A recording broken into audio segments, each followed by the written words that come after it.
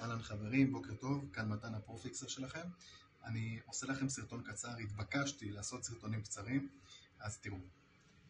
אני נמצא בבית שיש בו רטיבות מתחת לריצוף. עכשיו, שימו לב. אתם רואים את החריץ הקטן הזה? פה. במצב רגיל שאין סתימה, המים זורמים בתחתית של הקופסה, אבל כשיש סתימה המים מתחילים לעלות. כשהם עולים, הם יוצאים מעבר לחריץ הזה, מתפשטים מתחת לכל הרצפה, והם מציפים את המרחב. נוצר פה נזק של אלפי שקלים. עכשיו, אני הולך להראות לכם משהו שיטריף אתכם.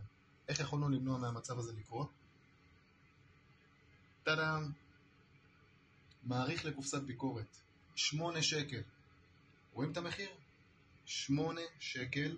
הנה בבקשה עוד 2 אורינגים, עוד 4 שקל. 12 שקל.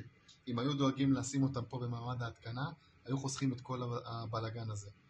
אז מקווה שלמדתם והשארתי אתכם, ולכל שאלה בנושא מוזמנים לפנות אליי. שיהיה יום טוב חברים.